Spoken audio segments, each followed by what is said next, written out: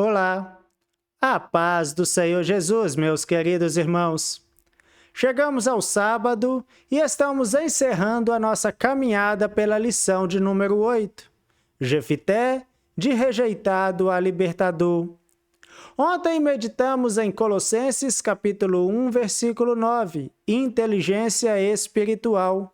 Aprendemos que precisamos buscar de Deus sabedoria e discernimento para que as nossas decisões estejam de acordo com a vontade do Senhor. E hoje encerramos a nossa semana falando sobre algo precioso, a beleza da unidade. Está escrito em Salmo 133, verso 1. Ó, quão bom e quão suave é que os irmãos vivam em união. Meus queridos irmãos, essas palavras são conhecidas, mas quando colocamos ao lado da história de Jefité, elas se tornam ainda muito mais fortes. Jefité havia acabado de alcançar uma grande vitória sobre os amonitas. Israel tinha motivos para celebrar. Era momento de agradecer a Deus, era momento de união. Mas, infelizmente, meus irmãos, depois de vencer o inimigo de fora, surgiu uma guerra entre irmãos. Os homens de Efraim entraram em conflito com Jefité, e aquela discussão terminou em uma tragédia, meus irmãos, envolvendo o próprio povo de Israel. Pense nisso, pensa nisso. Eles venceram o inimigo e depois começaram a ferir uns aos outros. Que advertência isso tem para nós, meus irmãos?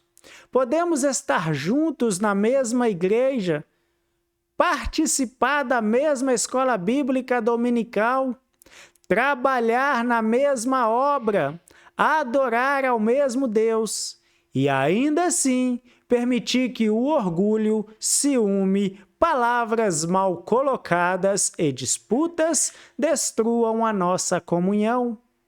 Por isso o salmista declara: ó, quão bom e quão suave é que os irmãos vivam em união. Unidade não significa que todos pensarão exatamente da mesma maneira em todas as coisas. Nós somos diferentes.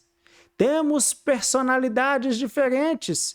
Temos capacidades diferentes.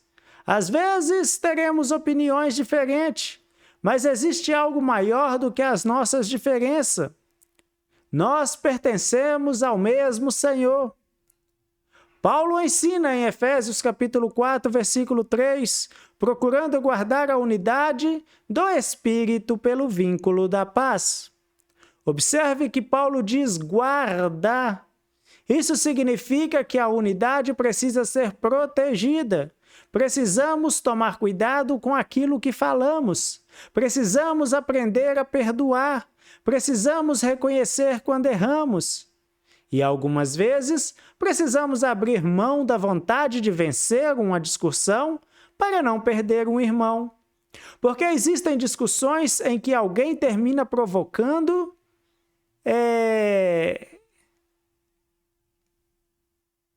Porque existem discussões, meus irmãos, que ele termina provando que estava certo, sabe? Mas, no final, todos acabam machucados. Todos acabam machucados.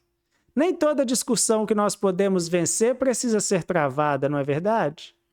E a história de Jefité e dos efraimitas nos ensina exatamente isso. Depois de uma grande vitória contra os amonitas, Israel experimentou uma dolorosa divisão interna. E talvez exista aqui uma das grandes lições dessa semana. Não adianta vencer grandes batalhas do lado de fora, enquanto estamos destruindo a comunhão do lado de dentro. Isso vale para a igreja, vale para a nossa casa, vale para a nossa família, vale para os nossos relacionamentos. O Salmo 133, ele compara a unidade ao óleo precioso derramado sobre Arão e também ao orvalho que traz refrigério. E termina dizendo, porque ali o Senhor ordena a bênção e a vida para sempre. Que palavra maravilhosa, meus irmãos. Deus se agrada da comunhão entre o seu povo. Por isso, não transforme irmãos em concorrentes. Se Deus usar outra pessoa, alegre-se. Se alguém receber uma oportunidade que você gostaria de receber, glorifique a Deus. Se outro irmão ensinar bem, pregar bem, cantar bem, ou realizar algo bonito na obra, não permita que a comparação roube a sua alegria. No reino de Deus, nós não somos adversários, somos cooperadores. Cada um possui a sua função, cada um possui os seus dons, mas todos trabalhamos para a glória do mesmo Deus. Talvez hoje seja também uma oportunidade para examinar o nosso coração. Existe alguém com quem você precisa conversar? Existe uma mágoa que está sendo alimentada há tempo demais? Existe algum pedido de perdão que você sabe que deveria fazer? Não espere uma pequena ferida se transformar em uma grande divisão. A unidade também, meus irmãos, ela exige humildade. Durante esta semana, nós aprendemos muito através da vida de Jefté.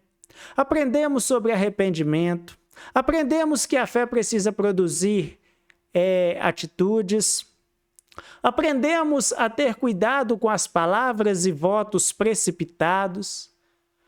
Nós também aprendemos que tudo tem o seu tempo, aprendemos sobre inteligência espiritual e hoje nós terminamos aprendendo, preserve a unidade.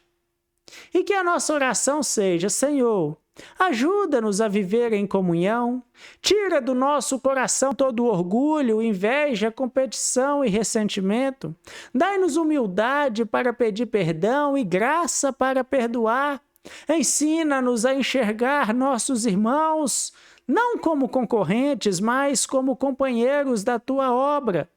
Que a nossa igreja, a nossa família e nosso relacionamento reflitam a beleza da unidade. Em nome de Jesus. Amém. Glórias a Deus. Meus irmãos, guarde esta verdade.